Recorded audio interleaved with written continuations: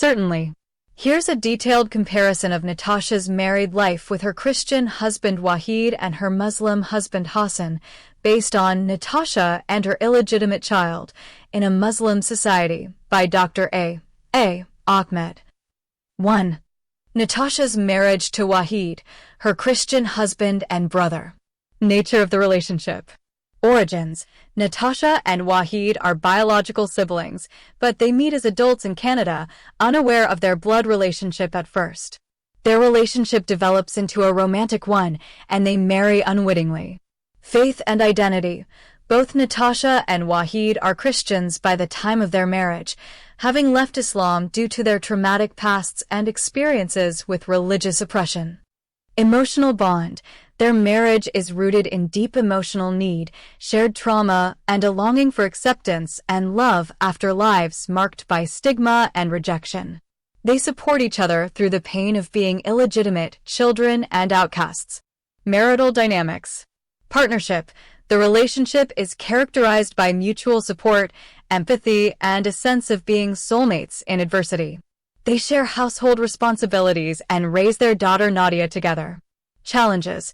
The marriage is ultimately doomed by the revelation of their sibling relationship, which brings immense guilt, social stigma, and psychological trauma. Natasha is devastated when she learns the truth, and the marriage ends. Faith is comfort.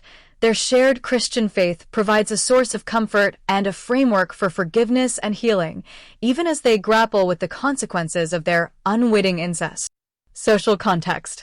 Stigma. Their union is marked by secrecy and fear of discovery, as incest is both a legal and moral taboo.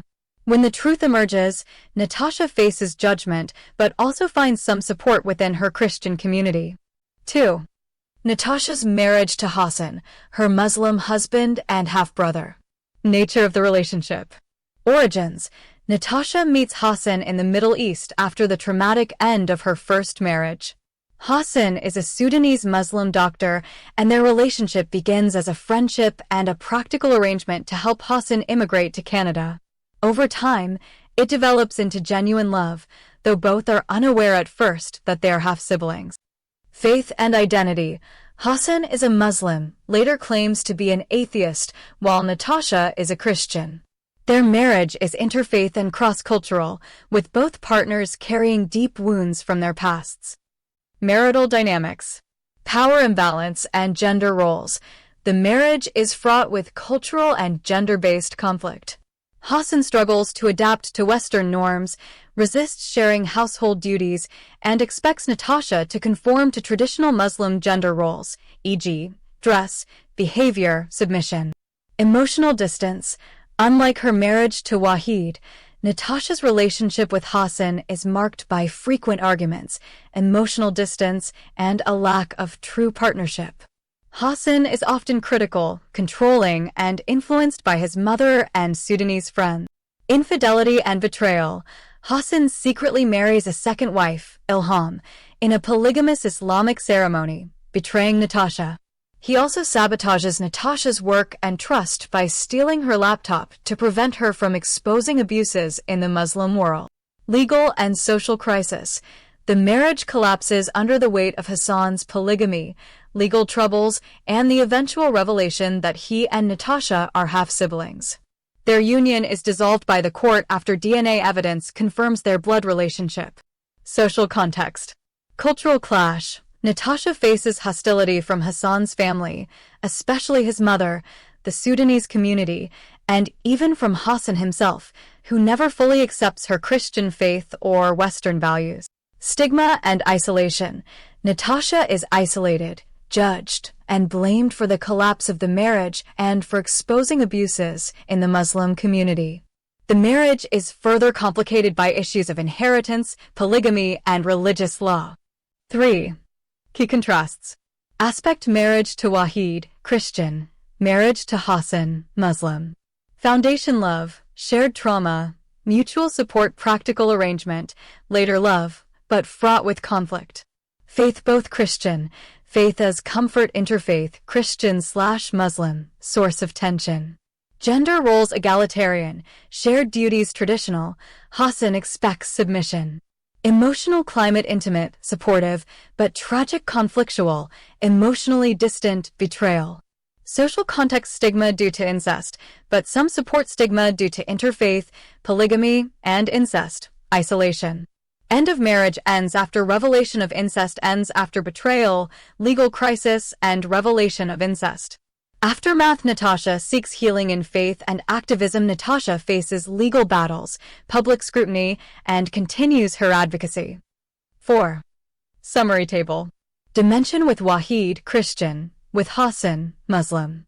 Emotional bond deep, supportive, tragic troubled, distant, marked by betrayal. Faith shared Christianity interfaith, source of conflict. Gender roles egalitarian traditional, patriarchal. Social stigma incest taboo, but some support incest, polygamy, interfaith stigma, isolation.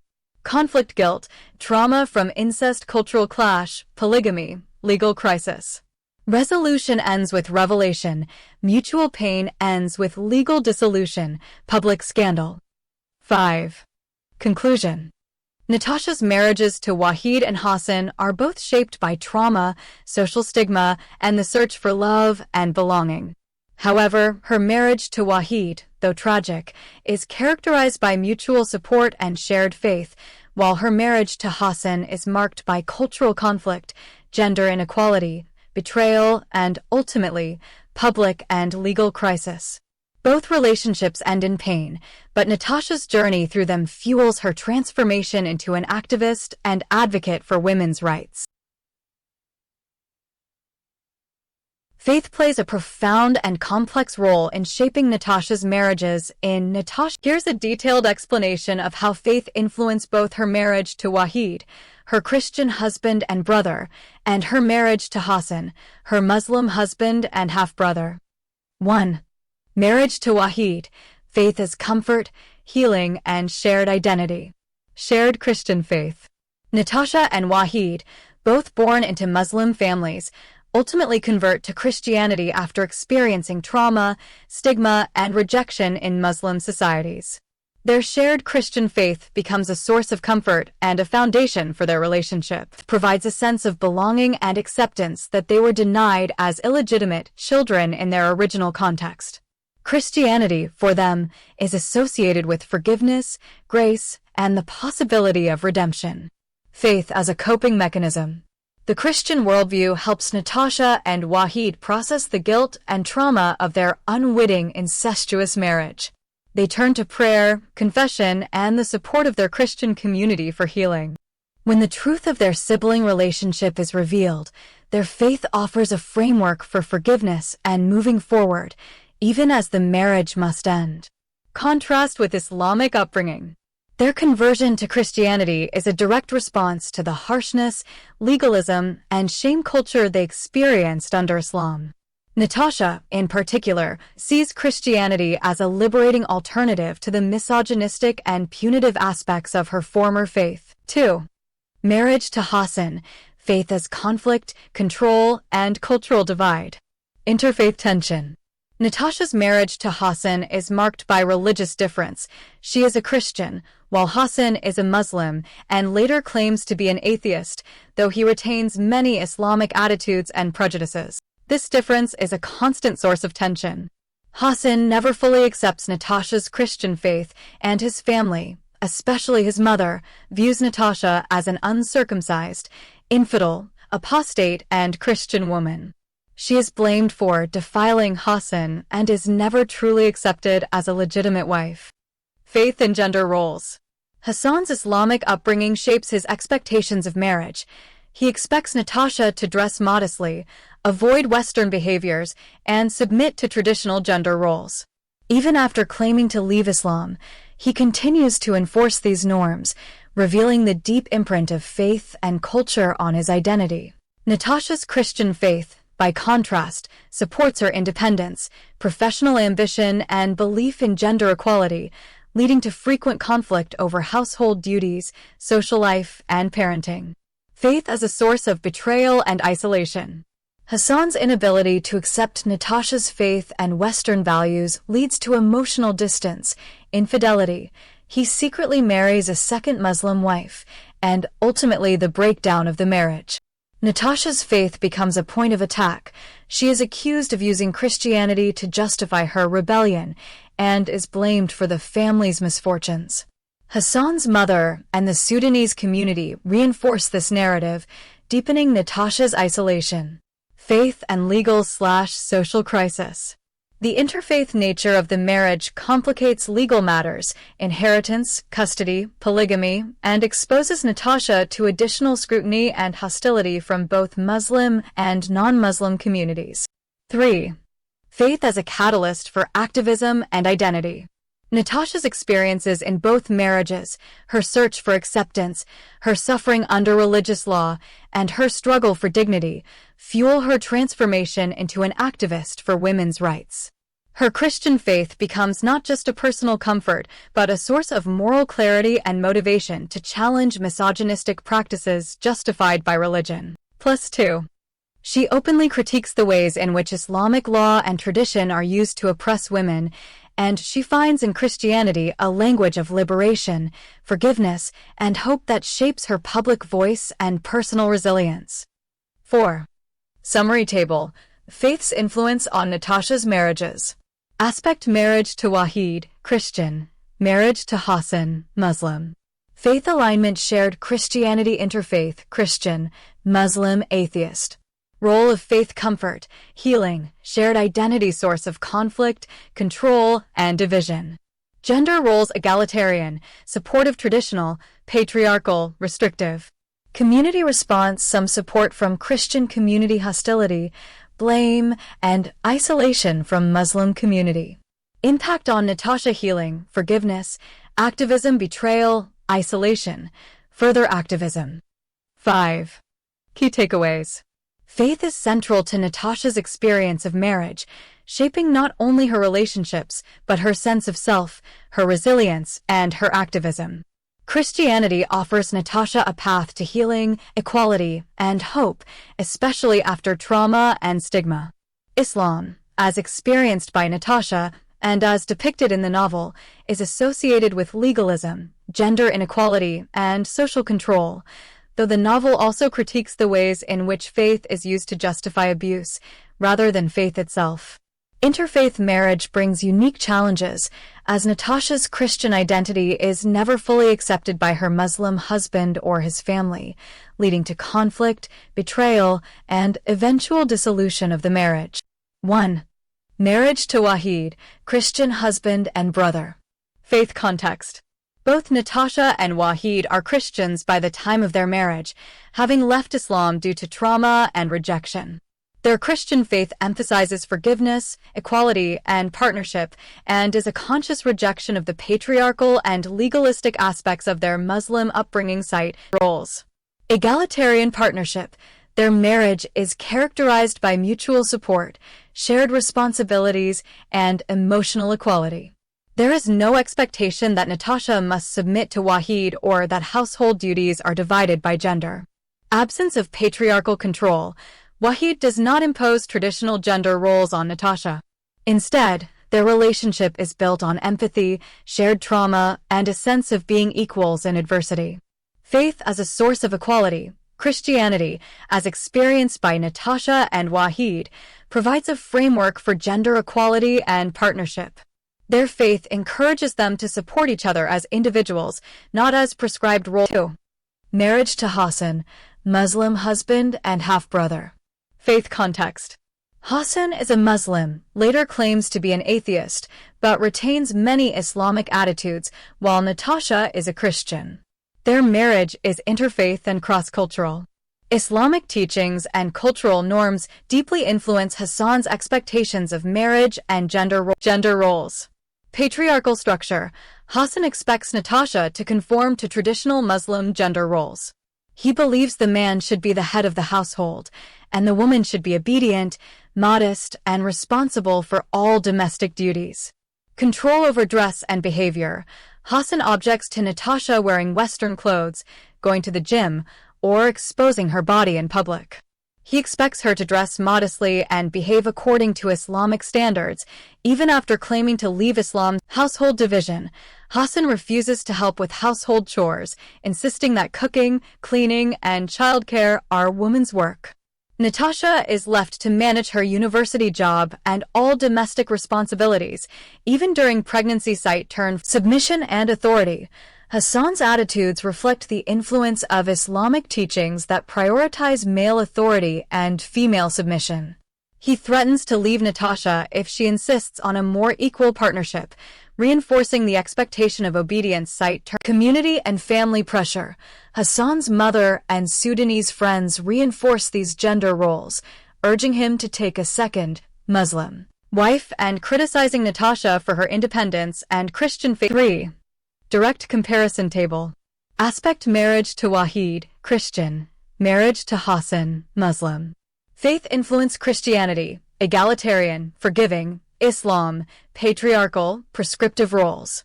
Gender roles: egalitarian, shared duties, traditional, woman as homemaker. Household division: both partners contribute. Natasha expected to do all domestic work. Dress/behavior: no restrictions. Natasha pressured to dress/act modestly. Authority partnership: mutual respect, male authority, female submission. Community pressure: some support from Christian community, pressure to conform, take second wife. Conflict: minimal over gender roles, frequent, rooted in faith/culture clash. 4. Key examples from the novel. With Wahid, Natasha and Wahid support each other emotionally and practically. Their faith encourages them to forgive, heal, and treat each other as equals, with no imposed hierarchy or gendered expectations. Hassan's faith and upbringing lead him to expect Natasha to be submissive, modest, and responsible for all household duties. He resists her independence and professional success, and his mother and friends reinforce these expectations. Even after claiming to leave Islam, Hassan's attitudes toward gender roles remain shaped by his religious and cultural background. 5. Summary. Faith is the central force shaping gender roles in both marriages. In her Christian marriage, Natasha experiences partnership, equality, and shared responsibility, reflecting the values of forgiveness and mutual respect. In her Muslim marriage, Natasha faces patriarchal expectations, control, and submission, with faith and culture reinforcing traditional gender roles and limiting her autonomy. These contrasting experiences highlight how faith and religious culture can profoundly influence the lived realities of gender within marriage. 1.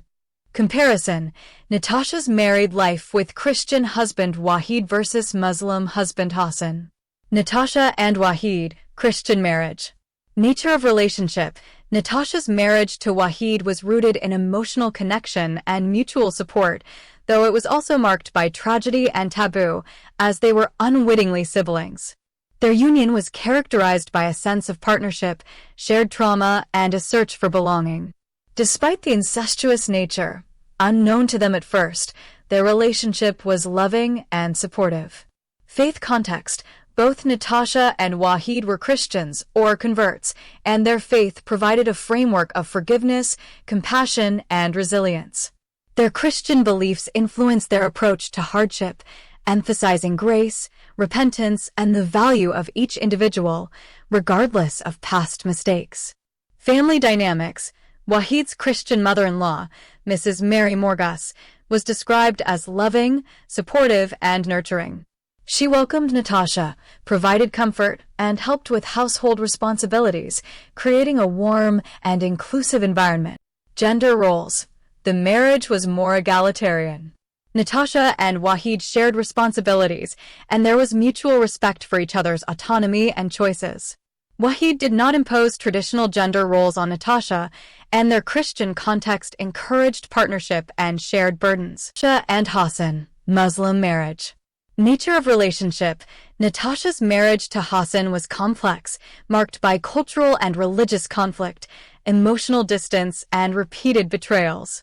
Hassan struggled to adapt to Western norms, and his relationship with Natasha was strained by his inability to let go of patriarchal and traditional values, despite claiming to have left Islam. Faith context. Hassan's Muslim background, even after he became an atheist, heavily influenced his worldview and behavior. He retained many Islamic attitudes toward gender, marriage, and family, leading to ongoing conflict with Natasha's Christian values and Western lifestyle. His faith and later, his mother's influence, justified polygamy, gender hierarchy, and suspicion toward Natasha's independence. Family dynamics. Hassan's Muslim mother-in-law, Duriya Noor al-Huda, was hostile, controlling, and openly antagonistic toward Natasha. She viewed Natasha as an infidel, pressured Hassan to take a second Muslim wife, and created division in the household. Her presence brought conflict, criticism, and a lack of emotional support. Gender roles. The marriage was patriarchal. Hassan expected Natasha to fulfill traditional roles, cooking, cleaning, dressing modestly, resisted her independence, and was uncomfortable with her professional success.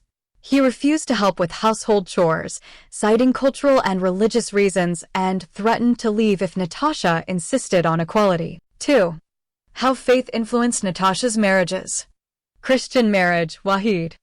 Faith provided a foundation of forgiveness, acceptance, and mutual support. Natasha and Wahid's Christian beliefs encouraged them to face adversity together, value each other's dignity, and seek healing after trauma. Their faith allowed for open communication, emotional vulnerability, and a sense of shared purpose. Muslim marriage, Hassan. Hassan's Islamic upbringing and his mother's influence reinforced patriarchal norms, gender hierarchy, and suspicion toward Natasha's Western/Christian values. Even after Hassan claimed to leave Islam, he retained many attitudes shaped by his faith, such as resistance to gender equality, discomfort with Natasha's independence, and a sense of male entitlement. Faith and culture justified polygamy, control over Natasha's behavior, and the expectation that she submit to his authority. His mother's religiosity intensified these dynamics, leading to further conflict. 3. Comparison of gender roles influenced by faith. Aspect Christian marriage, Wahid, Muslim marriage, Hassan. Household roles egalitarian, shared responsibilities patriarchal, Natasha expected to do all chores, Hassan refused to help. Natasha and her illegitimate child. Book 2. 5. Work and independence. Natasha encouraged to pursue career, autonomy respected, Natasha's independence resented, professional success seen as threat. Dress and behavior. Freedom in dress and social life. Hassan objected to Western clothes, gym, swimming, and socializing with Christians. Decision-making collaborative, mutual respect. Hassan expected obedience, threatened to leave if challenged. Religious practice. Christian values of forgiveness, partnership. Islamic or post-Islamic values of male authority, control, and suspicion toward Christian practices. 4. Natasha's married life with Christian versus Muslim mother-in-law. Christian mother-in-law, Mrs. Mary Morgus. Relationship: warm, loving, and supportive. Mrs. Mary Morgus welcomed Natasha, helped with household duties, and created a nurturing environment. She was a source of comfort and stability, and Natasha mourned her deeply when she passed away. Faith influence. Her Christian values emphasized kindness, hospitality, and acceptance, regardless of Natasha's background or past. Muslim mother-in-law, Duriya Noor al-Huda. Relationship: hostile, critical, and divisive. Duriya viewed Natasha as an infidel, pressured Hassan to divorce her and marry a Muslim woman, and openly criticized Natasha's faith, parenting, and lifestyle. She created conflict, undermined Natasha's authority, and contributed to marital strife. Faith influence. Her strict Islamic beliefs justified her antagonism, insistence on religious conformity, and efforts to control Hassan's marital choices. Summary table. Aspect Christian marriage, Wahid, Muslim marriage, Hassan. Faith's role: foundation of forgiveness, partnership, source of patriarchal norms, control, and conflict. Gender roles: egalitarian, shared, respectful, patriarchal, traditional, restrictive. Mother-in-law: loving, supportive, nurturing, hostile, controlling, divisive. Household climate warm, inclusive, emotionally safe tense, critical, emotionally fraught. In conclusion, Natasha's marriages were profoundly shaped by the faith and cultural backgrounds of her husbands and their families. Her Christian marriage to Wahid was characterized by partnership, mutual support, and a nurturing family environment, while her Muslim marriage to Hassan was marked by patriarchal expectations, gender inequality, and conflict, exacerbated by a hostile mother-in-law and the enduring influence of Islamic norms, even after Hassan's supposed apostasy. The role of mothers-in-law is pivotal in shaping the marital dynamics of Natasha's two marriages, one to her Christian husband Wahid, and the other to her Muslim husband Hassan. Here's a detailed analysis. The role of mothers-in-law in shaping marital dynamics. 1. Christian mother-in-law, Mrs. Mary Morgas, Wahid's mother. Supportive and nurturing. Natasha's Christian mother-in-law is described as loving, kind, and supportive. She welcomes Natasha into the family, helps with household duties, and creates a warm, inclusive environment. Her presence brings comfort and stability, and she is remembered fondly by Natasha after her passing. Faith-based acceptance. Her Christian values emphasize forgiveness, hospitality, and acceptance, regardless of Natasha's background or past. This fosters a sense of belonging and emotional safety for Natasha, allowing her to thrive in her marriage with Wahid. Positive influence on marriage. The nurturing relationship with her Christian mother-in-law strengthens Natasha's bond with Wahid, reduces conflict, and models a healthy, respectful family dynamic. The mother-in-law acts as a mediator and source of wisdom, helping the couple navigate challenges with empathy and understanding. 2. Muslim mother-in-law, Dariya Noor al-Huda, Hassan's mother. Hostile and controlling. In stark contrast, Natasha's Muslim mother-in-law is depicted as antagonistic, critical, and divisive. She views Natasha as an infidel and a threat to the family's honor, openly criticizing her faith, parenting, and lifestyle. Presence introduces tension and conflict into the household. 5. Religious and cultural pressure. Dariya's strict Islamic beliefs drive her to pressure Hassan to divorce Natasha and marry a Muslim woman. She instigates and supports Hassan's secret polygamous marriage, undermining Natasha's authority and stability in the marriage.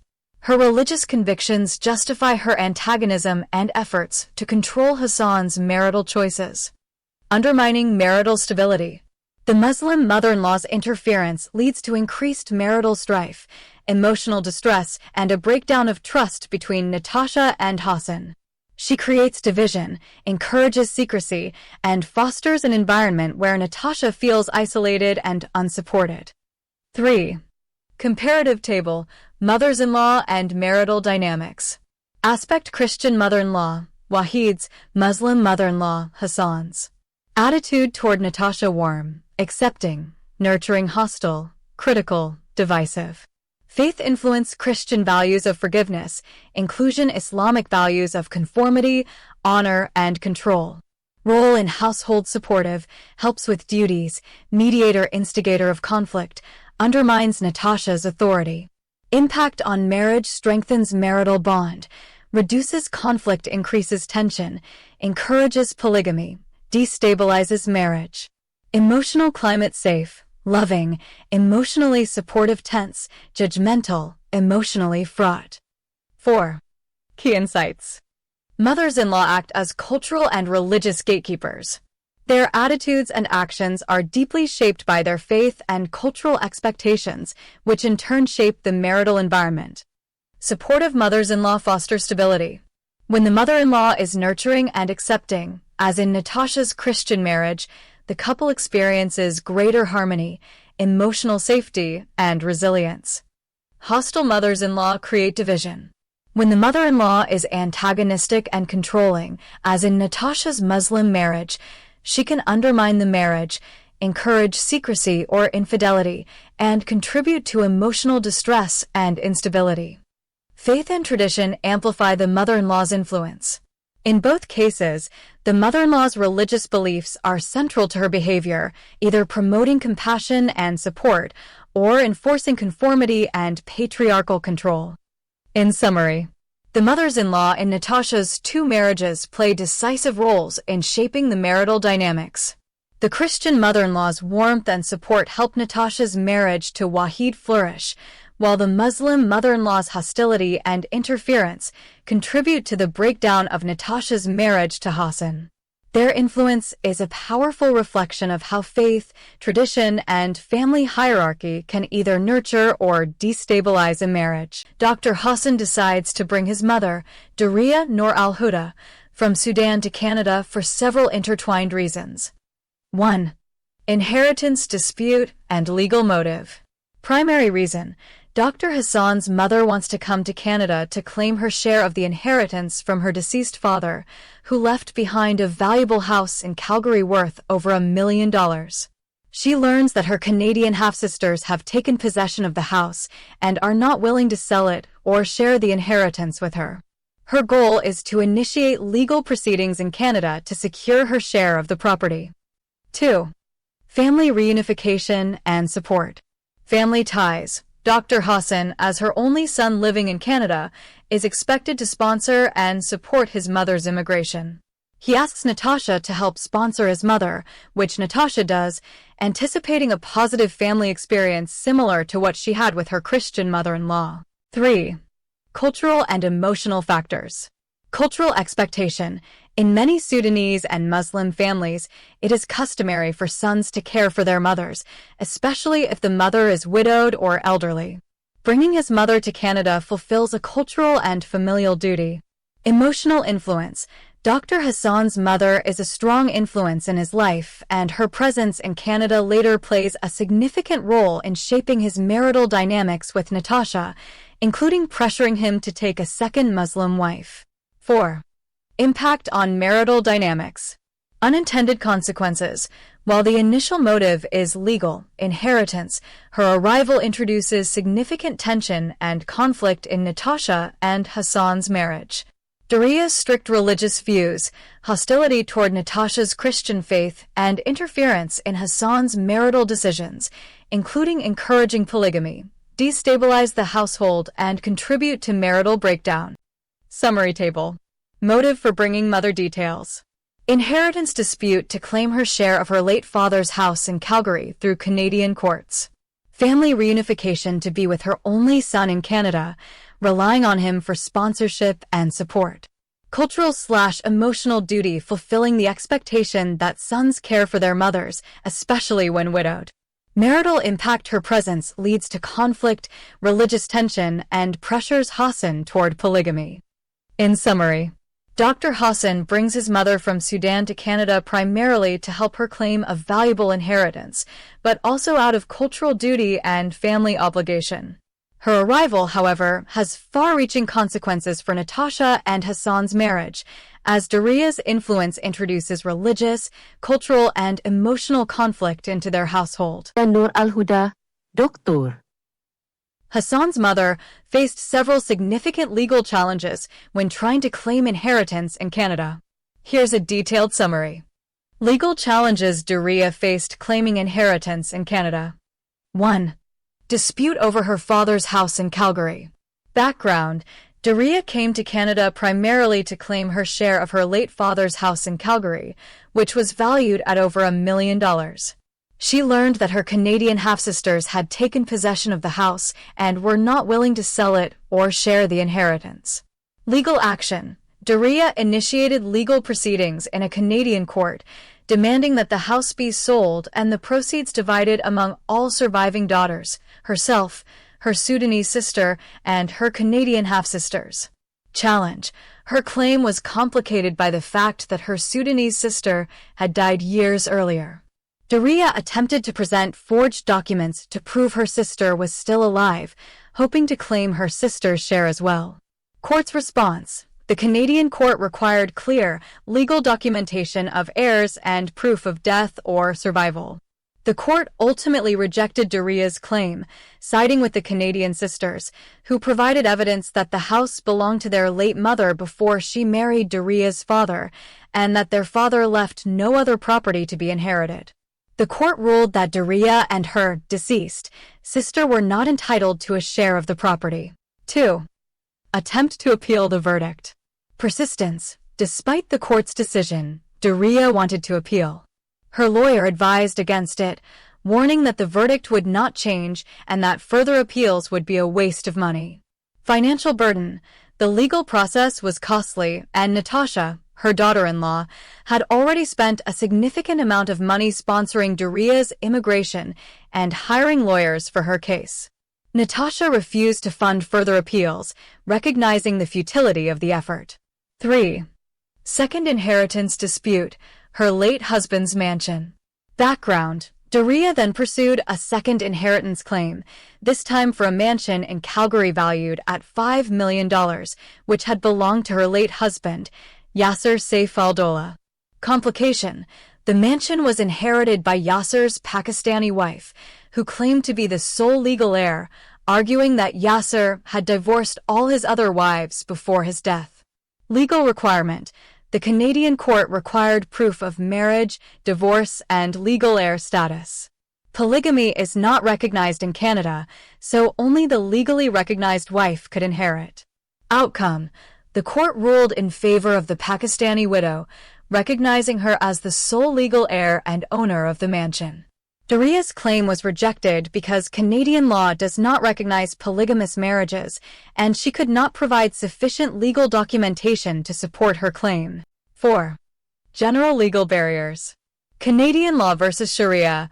Daria's challenges were compounded by the differences between Canadian secular law and Islamic inheritance law. Canadian courts do not recognize polygamous marriages or inheritance claims based on Sharia if they conflict with Canadian statutes. Documentation and proof. The courts required official, verifiable documents, marriage certificates, proof of death, legal heir status, which Daria could not always provide, especially when attempting to claim on behalf of deceased or absent relatives. Fraudulent attempts. Attempts to use forged documents or misrepresent facts, such as claiming a deceased sister was alive, undermined her credibility and further complicated her legal standing. Summary table. Daria's legal challenges. Challenge area details and outcome. Claim to father's house rejected. Canadian court sided with Canadian sisters, required legal proof of heirs. Attempted appeal advised against by lawyer, refused further funding by Natasha. Claim to husband's mansion rejected. Canadian law recognized only legal, Pakistani, wife as heir. Legal system differences. Canadian law does not recognize polygamy or Sharia-based inheritance. Documentation issues required official proof of marriage, death, and heir status. Forgeries rejected. In summary, Daria faced insurmountable legal challenges in Canada due to the strict requirements of Canadian inheritance law, which does not recognize polygamy, demands clear documentation, and prioritizes legal over religious or customary claims. Her attempts to claim inheritance were ultimately unsuccessful, and her efforts were further undermined by attempts to use forged documents and the lack of recognition for her marital status under Canadian law. Here's a detailed comparison of the legal dispute and outcome of inheritance in Sudan. Haja Fatima's case versus Hassan's mother. Daria's inheritance dispute in Canada. 1. Legal dispute and outcome. Haja Fatima in Sudan. Context and law applied. Location: Sudan. Law: Sharia, Islamic, inheritance law. Situation: Haja Fatima's house was under her late husband's name. Upon his death, she expected to inherit the house. However, under Sharia, if a man dies without children, his wife inherits only a quarter of his property. The rest goes to his siblings, the deceased's brother and sister. The brother receives twice the share of the sister, as per Quranic law. Site turn 10. Dispute. When Haja Fatima sold her house after her son's death, she discovered she was only entitled to a quarter of the proceeds. The remaining 3/4 went to her late husband's brother and sister. The polygamist buyer knew this, but did not inform her, resulting in her receiving much less than expected. After the sale, she was also forced to leave the house, losing both her home and financial security. Outcome: Haja Fatima was left with only a quarter of the house's value and was displaced from her home. The Sharia inheritance law, with its fixed shares and gender bias, left her vulnerable and without recourse. The law prioritized male relatives and did not recognize her as the sole heir, despite her long residence and need. Site 2. Legal dispute and outcome. Duriya, Hassan's mother, in Canada. Context and law applied. Location, Canada. Law, Canadian secular inheritance law. Situation. Duriya came to Canada to claim her share of her late father's house in Calgary, valued at over $1 million. She believed, under Sharia, she was entitled to a share as a daughter and tried to assert this in Canadian court site 3330 dispute. Duriya faced opposition from her Canadian half-sisters, who argued the property belonged to their mother before marriage and that Duriya's claim was invalid. Duriya attempted to use forged documents to claim her deceased sister's share as well. Canadian law required proof of legitimate relationship and ownership and recognized only legal wives and children as heirs. Polygamous or foreign claims were not recognized. The Canadian court rejected Duriya's claim, siding with the Canadian daughters and recognizing only the legal wife and her children as heirs. Duriya was unable to claim any share of the inheritance, as Canadian law did not recognize her polygamous or foreign claim. Key differences in law and outcome. Aspect Sudan, Sharia law, Haja Fatima, Canada, secular law Duriya. Law applied Sharia, Islamic, inheritance law Canadian civil law. Heirs recognized fixed shares for wife, siblings. Male relatives prioritized only legal spouses and children. Polygamy not recognized. Gender bias yes. Wife gets 1/4, brother gets 2/4, sister gets 1/4 no. All children, regardless of gender, can inherit equally. Polygamy recognized yes. Multiple wives can inherit shares no. Only one legal spouse recognized. Testamentary freedom very limited.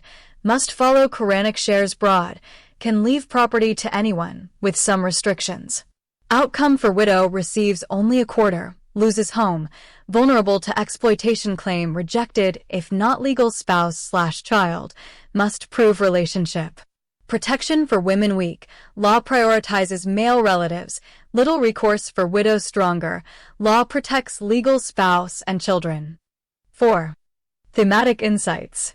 In Sudan, Sharia law's fixed shares and gender bias left Haja Fatima with little security or recourse, despite her need and long residence in the home. The law prioritized male relatives and did not allow her to inherit the full value of her home, resulting in her displacement and financial loss. Site Turn 10 Canada. Duriya's claim was rejected because Canadian law does not recognize polygamous marriages or foreign inheritance claims without legal documentation. The law protected the rights of the legal wife and her children and required proof of legitimate relationship and ownership. Attempts to use forged documents were unsuccessful, and Duriya was left without any share. Table. Case law claimant dispute outcome. Haja Fatima Sharia, Sudan. Widow sought full value of house after husband's death, received only 1/4, lost home. Male relatives got rest.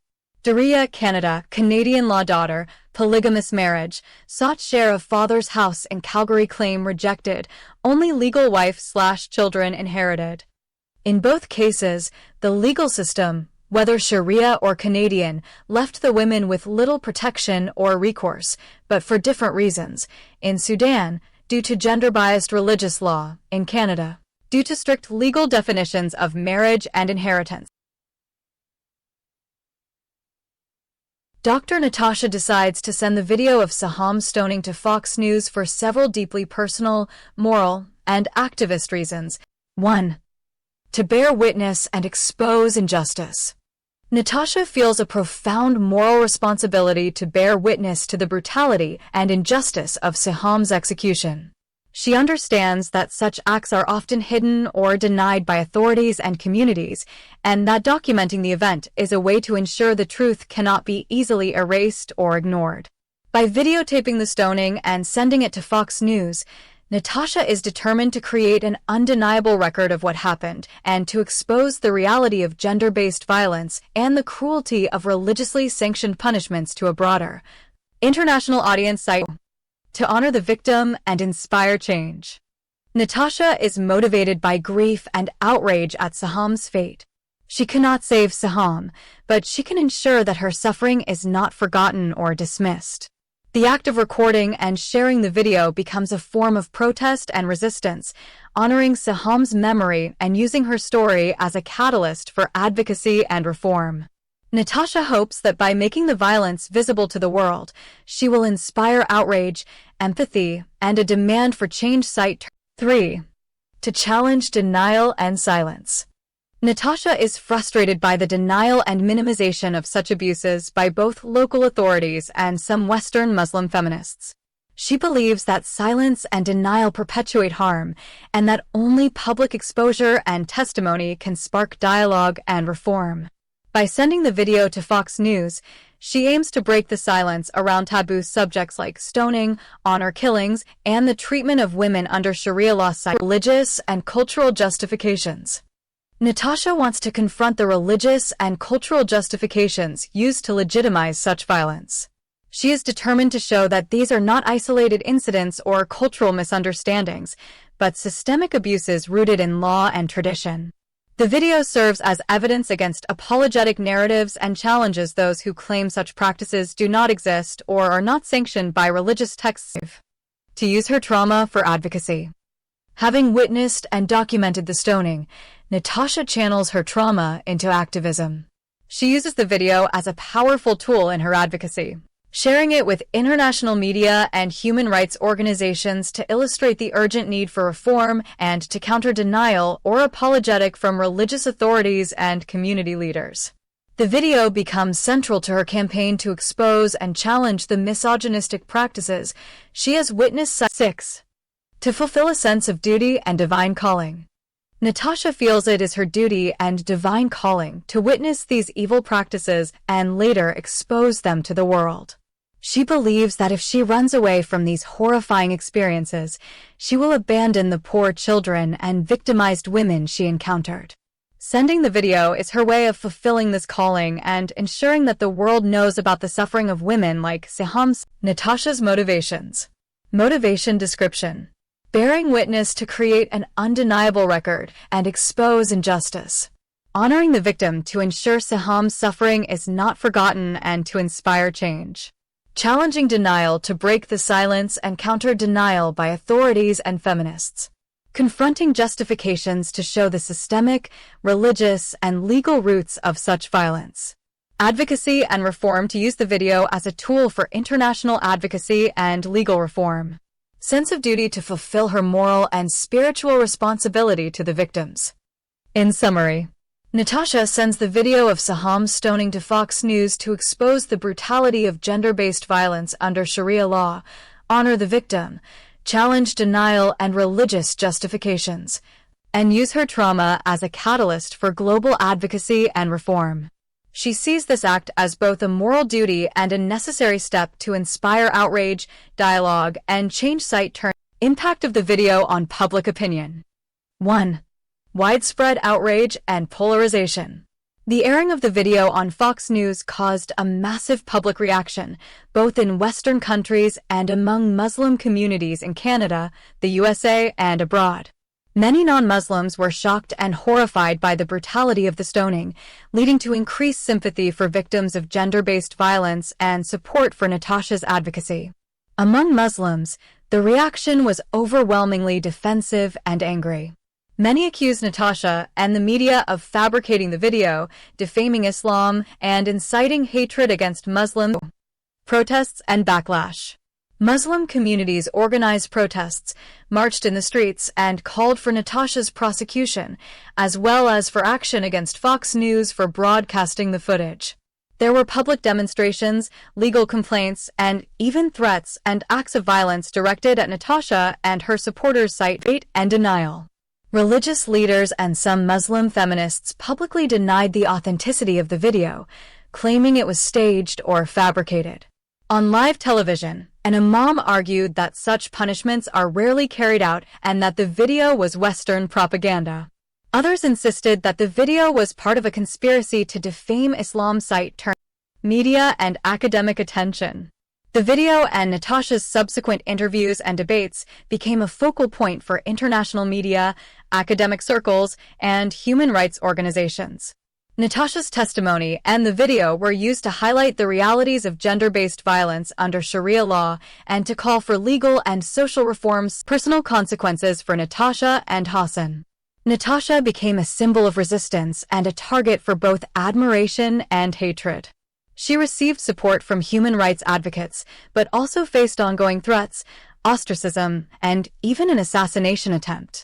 Dr. Hassan, whose connection to the stoned woman was revealed, faced renewed social ostracism and loss of support within the Sudanese and Muslim communities in Canada.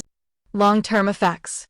The video sparked ongoing debate about women's rights, religious law, and multiculturalism in the West. It contributed to a more open, if contentious, public conversation about the treatment of women in Muslim societies and the challenges of confronting harmful practices justified by religion or culture. Summary table. Impact of the video. Group reaction. Non-Muslim public shock, outrage, increased support for women's rights, calls for reform. Muslim communities outrage, denial, protests, accusations of fabrication and Islamophobia. Religious leaders' public denial, claims of conspiracy, attempts to discredit Natasha and the video. Media and academics' intense debate, increased scrutiny of Sharia law, focus on gender-based violence. Natasha and family admiration and support from some, threats, ostracism, and violence from others. Broader society polarization, heightened debate on multiculturalism, women's rights, and religious reform. In summary, the video of Saham's stoning became a catalyst for global debate, sparking outrage, denial, and polarization. It exposed hidden abuses, challenged apologetic narratives, and forced both Muslim and non-Muslim communities to confront uncomfortable truths about gender, law, and justice. 1. Natasha's main arguments and testimony. Purpose of the video. Natasha explains that she sent the video to Fox News to expose the brutality of Sharia law and the reality of women suffering under Islamic legal systems. She wants the world to see the truth about gender-based violence and the dangers women face in some Muslim societies. Personal connection. She reveals that the woman stoned in the video, Saham, was her husband's former wife and cousin, and that she personally witnessed and filmed the execution from her apartment in Riyadh. Context of the stoning. Natasha describes how Siham was caught in adultery, tried by a Sharia court, and sentenced to death by stoning. She emphasizes the cruelty of the punishment and the lack of empathy from the community, including women and children who watched and even celebrated the execution. Broader message. Natasha uses the video as evidence of systemic abuse, arguing that such punishments are not isolated incidents, but part of a broader pattern of misogynistic practices sanctioned by religious law. 2. Debate with the Muslim Imam, Imam Mohsen Abdul Rauf. Imam's response. The Imam denies the authenticity of the video, claiming it is Western propaganda and that such punishments are rarely carried out. He avoids directly addressing the issue of stoning and insists that Islam is a religion of peace. Natasha's counterpoints. Natasha counters with specific examples and references to Islamic texts, highlighting verses and hadiths that allow for stoning, polygamy, wife-beating, child marriage, and other abuses. She insists that these are not cultural aberrations, but are rooted in religious doctrine. Imam's escalation. As the debate intensifies, the Imam becomes agitated and eventually issues a fatwa on live TV, calling for Natasha's death for apostasy. This leads to his arrest by the FBI. 3. Impact and public reaction. Polarization. The interview and video spark global debate. Many Muslims react with outrage and denial, while non-Muslims and human rights advocates express shock and sympathy for the victims. Natasha's role. Natasha is seen as a courageous whistleblower by some and as a traitor or enemy by others. The interview increases her profile as an activist and brings international attention to the issues she raises. 4. Key points Natasha makes on air. Islam allows men to marry up to 4 wives, rape slaves and captives, beat wives and daughters, and practice female genital mutilation and child marriage. The Quran and Hadiths are cited as sources for these practices. Women are denied the right to divorce, lose custody of children after divorce, and are considered half-brain in court testimony and inheritance. Honor killings and other forms of violence against women are common and often go unpunished. Natasha calls for international awareness and reform, arguing that these abuses must be exposed and challenged. In summary, Natasha's Fox News interview is a powerful, controversial testimony that uses direct evidence and personal experience to challenge religiously sanctioned gender violence. The imam's denial and escalation highlight the deep divisions and resistance to reform, while the public reaction underscores the global significance of the issues Natasha exposes. Natasha's calls for reform after the Fox News interview. 1. Expose and outlaw harmful practices. Natasha urges the international community to recognize and criminalize practices sanctioned by Sharia law that harm women, including polygamy, female genital mutilation (FGM), child marriage, wife beating, arranged and forced marriages without consent, honor-based violence, mandatory veiling, and gender segregation. She argues these should be outlawed globally, not just in Western countries, and that legal bans must be enforced with real consequences for violators. Secularization of law and society. Natasha insists that true emancipation for Muslim women requires the secularization of society. She calls for removing religious law, Sharia, from public institutions, schools, and courts, ensuring that civil law, not religious law, governs issues like marriage, divorce, inheritance, and women's rights, banning religiously justified gender segregation and discrimination in public life. 3. International pressure and enforcement.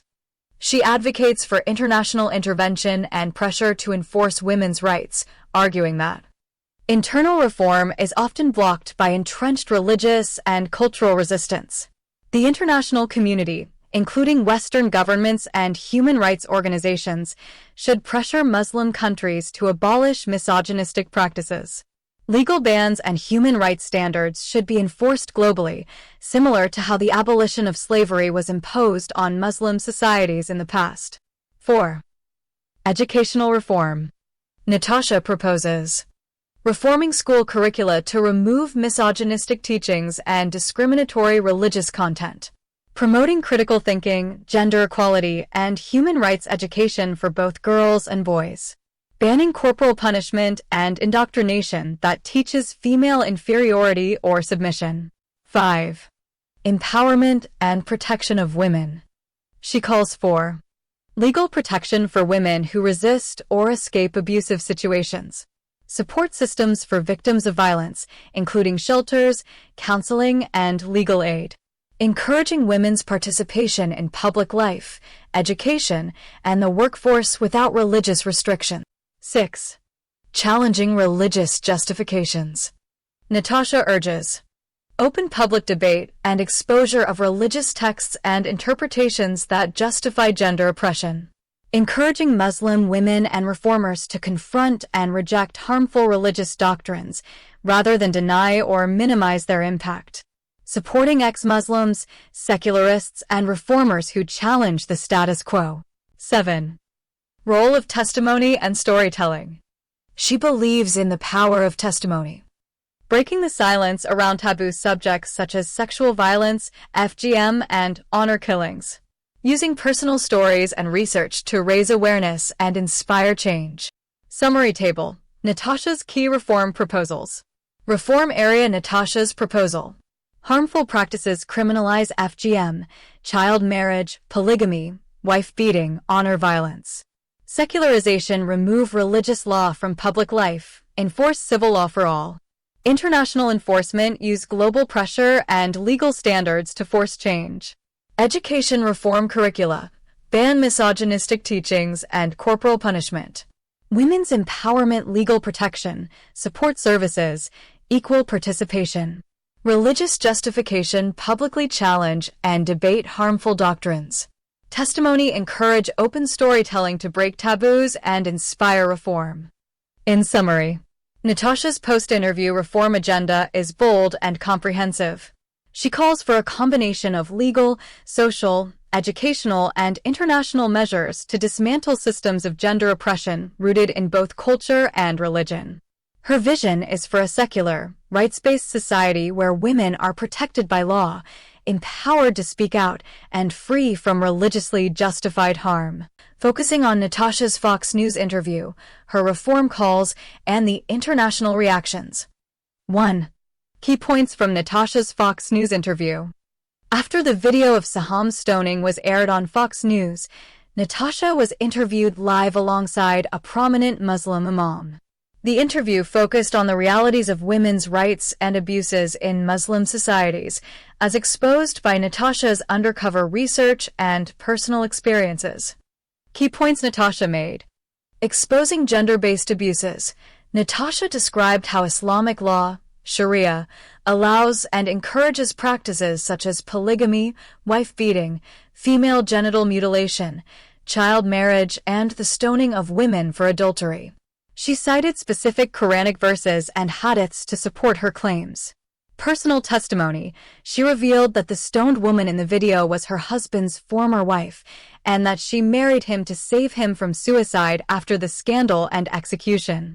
Systemic inequality. Natasha emphasized that women in Muslim societies are denied basic rights. They cannot divorce their husbands, lose custody of their children after divorce, and are considered half-brained in legal testimony and inheritance. Religious justification. She argued that these abuses are not just cultural, but are rooted in religious texts and traditions, and that reform must address these foundations. Call for international attention. Natasha urged the world to recognize the scale and severity of these abuses and not to be silenced by accusations of Islamophobia or cultural insensitivity. 2. Natasha's calls for reform after the interview. Following the interview and the global attention it received, Natasha made several strong calls for reform. Criminalization of harmful practices. She called for the global criminalization of practices such as polygamy, female genital mutilation, child marriage, wife-beating, and honor killings, not just in the West, but in all Muslim-majority countries. Secularization of law. Natasha argued that true emancipation for Muslim women requires the secularization of society, removing religious law from public institutions, schools, and courts, and enforcing civil law for all. International pressure. She advocated for international intervention and legal pressure, similar to how the abolition of slavery was imposed on Muslim countries in the past. Educational reform. Natasha proposed reforming school curricula to remove misogynistic teachings and discriminatory religious content, and to promote critical thinking and gender equality. Empowerment and protection. She called for legal protection and support systems for women who resist or escape abusive situations, and for the encouragement of women's participation in public life without religious restrictions. Challenging religious justifications. Natasha urged open public debate and exposure of religious texts and interpretations that justify gender oppression, and support for ex-Muslims and reformers who challenge the status quo. Power of testimony.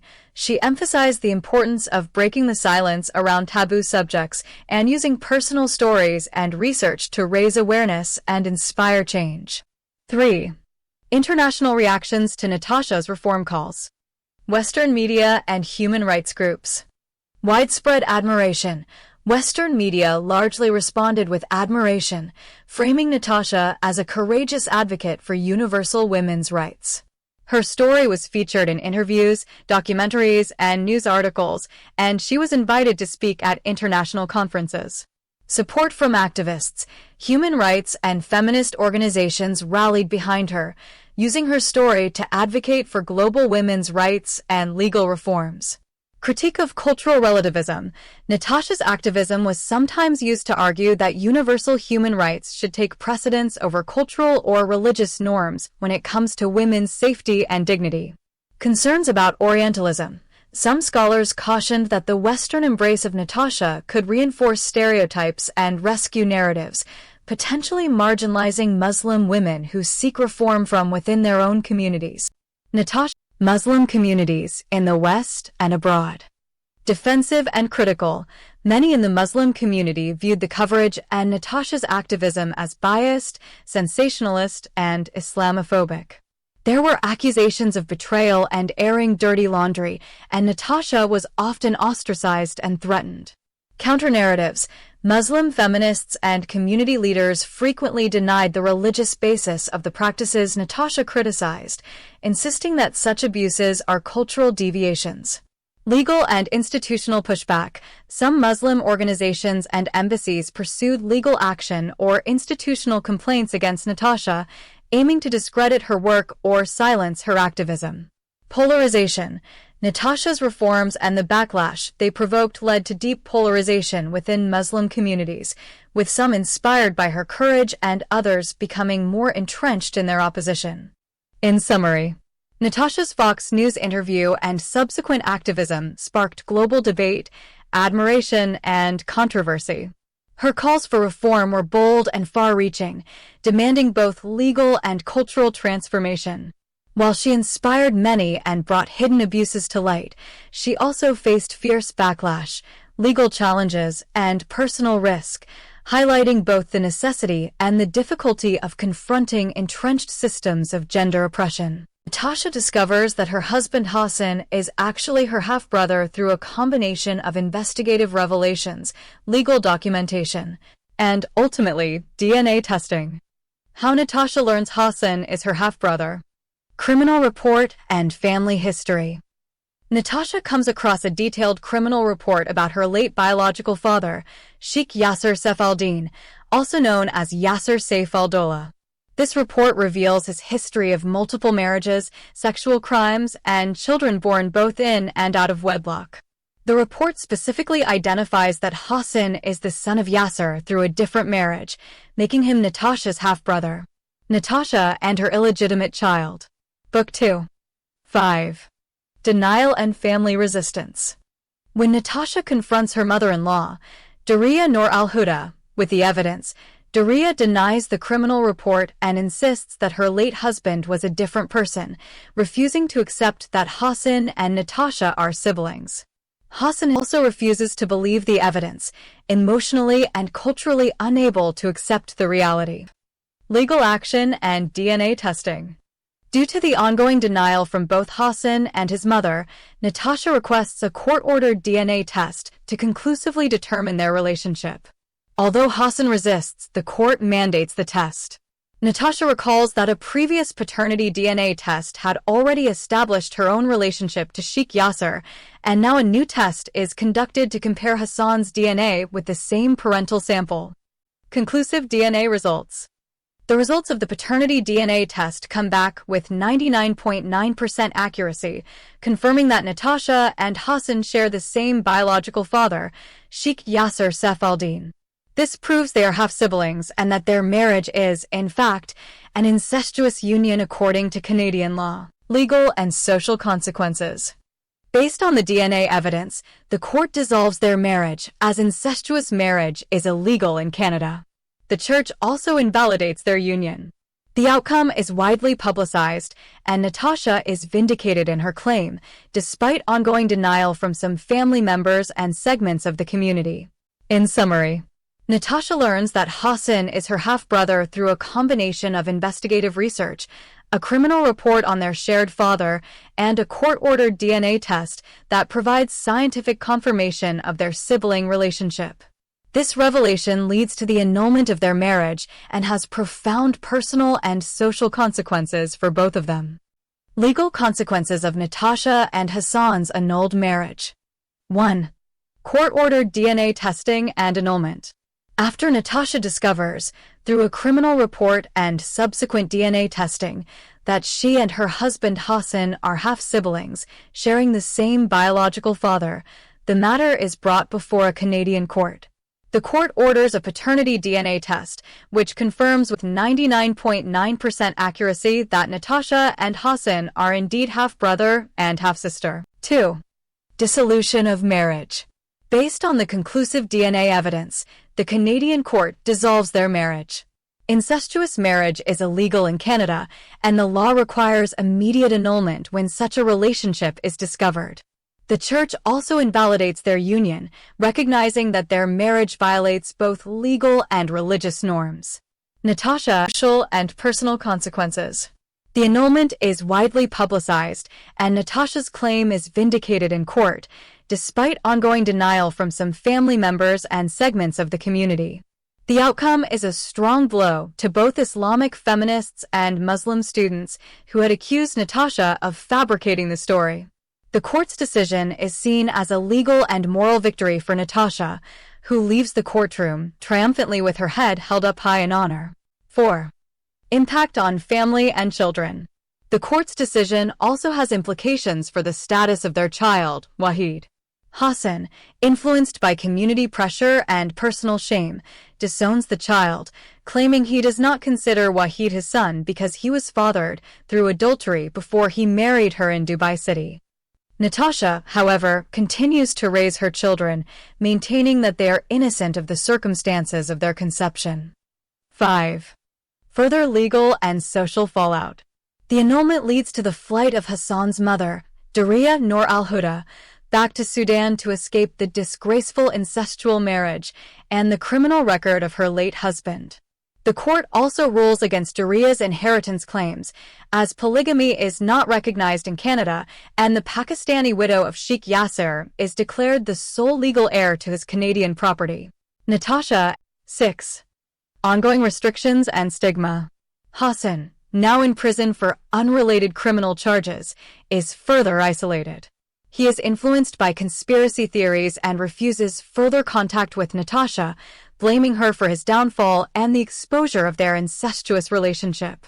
In summary, the legal consequences of Natasha and Hassan's annulled marriage include immediate dissolution by the Canadian court, invalidation by the church, public exposure and vindication for Natasha, social stigma and family breakdown, loss of inheritance claims for Hassan's mother, and ongoing personal and legal fallout for both Natasha and Hassan. Social impact on Natasha after the annulment of her marriage to Hassan, upon discovery that he was her half-brother, is profound and multifaceted. 1. Public exposure and vindication. The annulment of Natasha and Hassan's marriage is not a private affair. It becomes a highly publicized legal and social event. The court-ordered DNA test confirms their sibling relationship, and the marriage is dissolved by both the Canadian court and the church. This outcome is widely reported and discussed, especially among academic, feminist, and Muslim communities in Canada and beyond. Natasha is vindicated in her claims, as the DNA evidence supports her story. She leaves the courtroom triumphantly with her head held up high in honor, despite the controversy and stigma surrounding the case. 2. Stigma, ostracism, and community backlash. Natasha faces significant stigma and ostracism, particularly from segments of the Muslim community and from her own in-laws.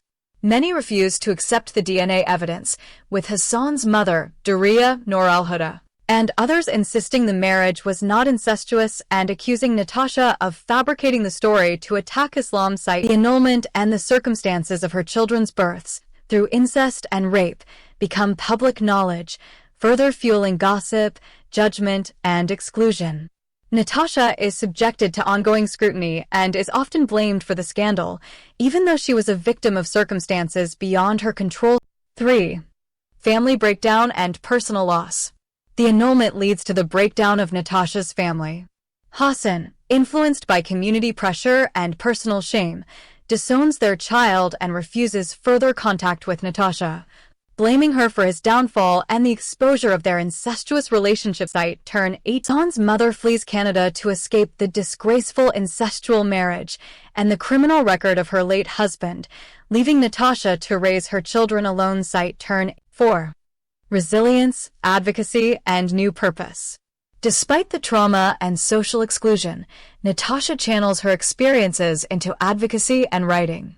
She authors books and gives speeches about the misogynistic teachings of Islam and the consequences for women and children, using her own life as a case study.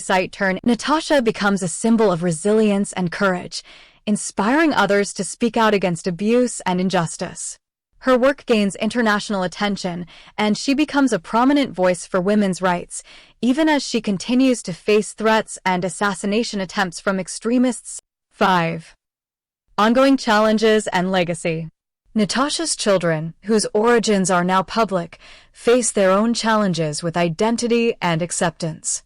Natasha is determined to raise them with dignity and to protect them from the stigma attached to their birth site. 18 continues to face hostility from some segments of society, but is also celebrated by many for her bravery and honesty. Her legacy is one of breaking silence, challenging oppressive systems, and advocating for the rights and dignity of women and children. 8. In summary, the annulment of Natasha's marriage to Hassan brings public vindication, but also intense social stigma, family breakdown, and personal loss. Nevertheless, Natasha transforms her suffering into activism, becoming a global advocate for women's rights and a symbol of resilience in the face of profound adversities. Epilogue: Natasha's legacy. Natasha's journey, marked by unimaginable suffering and relentless courage, became a beacon for women's rights across the globe. Emerging from the shadows of stigma, violence, and betrayal, she transformed her pain into a powerful force for change. Through her books, lectures, and public debates, Natasha shattered the silence surrounding the oppression of women in patriarchal societies, exposing abuses justified by tradition and religious law. Her testimony resonated far beyond her own story. Natasha's unwavering commitment to truth and justice inspired countless women to question, resist, and demand dignity. Despite threats, legal battles, and personal loss, including the tragic deaths of loved ones, she refused to be silenced. Her resilience sparked a paradigm shift, challenging both East and West to confront uncomfortable realities and to envision a world where no woman would suffer in silence. Natasha's legacy endures in the voices she empowered, the reforms she championed, and the hope she ignited. Her life stands as a testament to the unbreakable spirit of those who, even when wounded, rise to lead others out of darkness. As her story spread across continents, Natasha became not just a survivor, but a symbol of resistance, healing, and the enduring power of one woman's voice to change the world. Tribute to Natasha's impact on women's rights. Natasha's life stands as a beacon of hope and transformation for women everywhere. Rising from the depths of stigma, violence, and betrayal, she refused to be silenced by fear or tradition. Through her courage to speak out, risking her safety, reputation, and even her life, Natasha shattered the silence that surrounded the suffering of countless women in patriarchal societies. Her relentless advocacy, grounded in both personal pain and scholarly rigor, exposed abuses justified by culture and religion. Natasha's books, lectures, and public debates ignited global conversations, challenging both East and West to confront uncomfortable truths and demand justice. She inspired women to question, resist, and reclaim their dignity, and her story became a rallying cry for reform and emancipation. Despite threats, legal battles, and profound personal loss, Natasha's resilience never wavered. Her legacy endures in the voices she empowered, the reforms she championed, and the hope she sparked in those who once believed change was impossible. Natasha's journey reminds us that one woman's voice, when raised in truth and compassion, can shake the foundations of oppression and light the way toward freedom for generations to come. A letter from Natasha. Dear reader, as I reflect on the long and harrowing journey that has shaped my life, I am compelled to reach out to you, not only to share my story, but to invite you into the deeper purpose that now guides every step I take. I was born into a world that marked me as illegitimate before I could even speak my name. My earliest memories are not of innocence, but of stigma, rejection, and the relentless weight of shame. I grew up in exile, a child of two worlds, one that offered the promise of freedom and another that bound me in the chains of tradition and silence. My existence, from the very beginning, was a challenge to the boundaries of legitimacy, faith, and survival. My journey has taken me from the safety of Canada to the dangers of Sudan and beyond. Along the way, I have witnessed and endured the cruelties inflicted upon women and girls in patriarchal and religiously conservative societies, the pain of female genital mutilation, the terror of child marriage, the trauma of sexual violence, and the suffocating grip of honor-based punishment. I have seen how the culture of shame is weaponized to control women, enforce conformity, and silence dissent. I have felt the sting of being treated as an outcast, an object of curiosity, and a living embodiment of disgrace. Yet, beneath the scars of rejection and violence, I discovered a fierce intelligence, a compassionate heart, and an unbreakable will. I refused to be defined by the shame imposed upon me. Instead, I sought knowledge, education, and the power of my own voice. My journey from Sudan to Canada and back again was not just a physical migration, but a transformation of identity and purpose. I evolved from a passive victim to an active witness and advocate, determined to expose the injustices faced by women like myself. Let me share with you a moment that changed me forever. During my fieldwork in Sudan, I was invited to witness a ceremony that would haunt me for the rest of my life.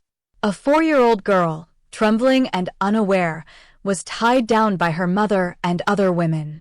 I watched, powerless, as an untrained circumciser took a razor and, without anesthesia, cut away the child's clitoris and labia. The child's screams, the blood, the pain, these are memories that still make me shudder. I remember thinking, how can any society justify this as honor? How can silence be an option? That day, I nearly abandoned my research and fled back to Canada. But I realized that if I turned away, I would be abandoning not just that little girl, but every woman and child who suffers in silence. I made a vow to bear witness, to speak out, and to let the world know what is done in the name of tradition and faith. Natasha and her illegitimate child. Book 2. 6. Through every heartbreak and betrayal, I clung to hope. I found strength in the solidarity of other women, those who, like me, had been silenced, abused, or cast aside. I learned that by sharing my truth, I could become a voice for the voiceless.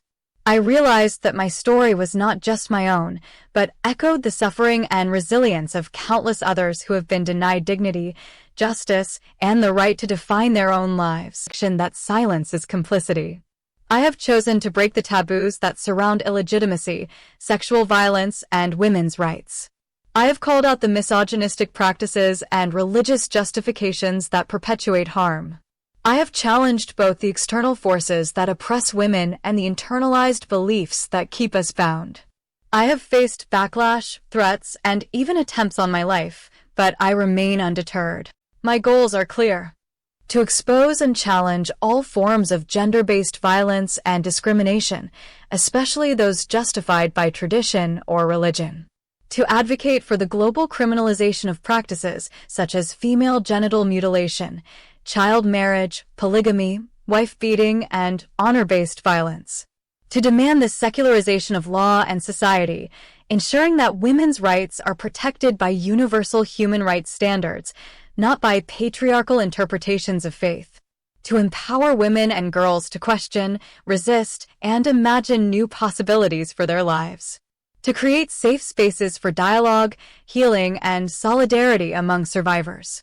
To use my testimony and research to inspire empathy, dialogue, and change, both within Muslim societies and in the wider world.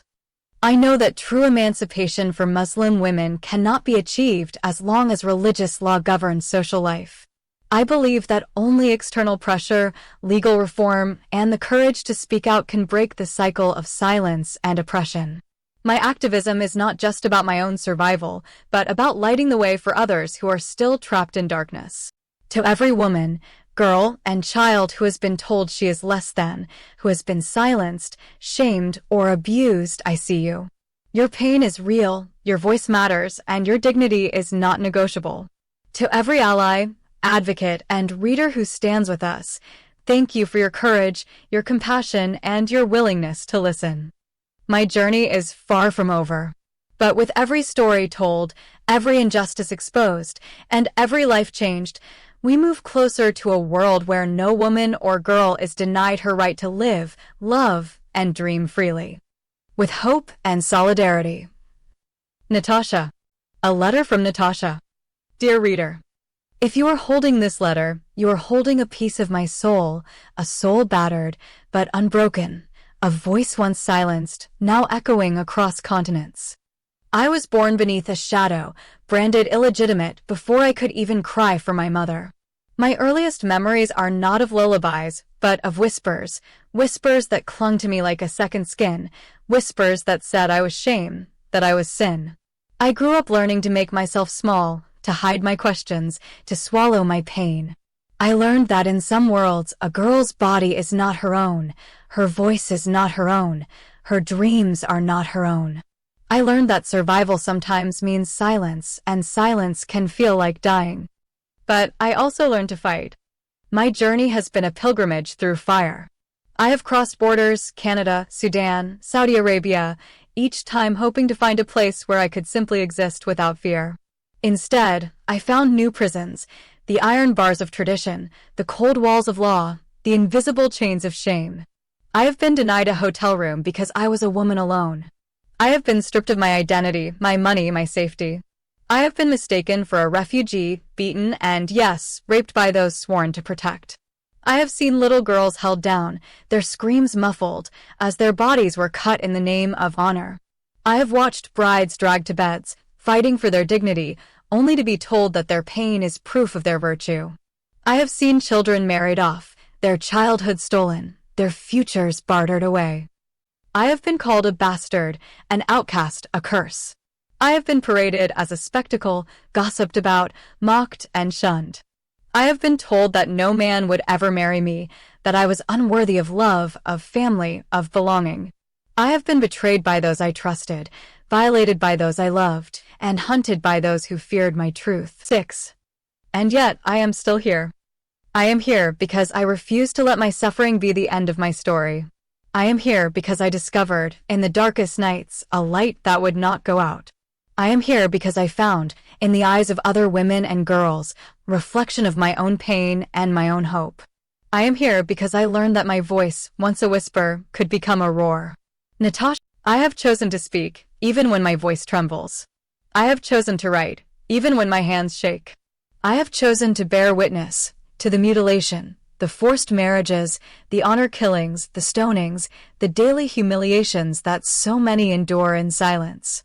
I have chosen to name the systems, patriarchal, religious, cultural, that justify and perpetuate these cruelties. I have chosen to confront not only the men who wield power, but also the women who, out of fear or indoctrination, become its enforcers. I have chosen to challenge the culture of shame that turns victims into outcasts and abusers into martyrs. Activism is not born of hatred, but of love, a fierce, protective love for every girl who has ever been told she is less than, for every woman who has ever been silenced, for every child who has ever been made to feel unworthy. My activism is a refusal to accept that suffering is the price of being born female. My activism is a promise. I will not be silent. I will not let your pain be forgotten. I will be buried. Natasha. Promise. I have been imprisoned, tortured, and threatened with death. I have lost family, friends, and the illusion of safety. I have been called a traitor, a liar, a blasphemer. I have been sued, slandered, and nearly killed. But I have also seen the power of truth. I have seen girls dare to question, women dare to hope, communities dare to change. I have seen the seeds of resistance take root in the most barren soil. My goals are as urgent as they are simple.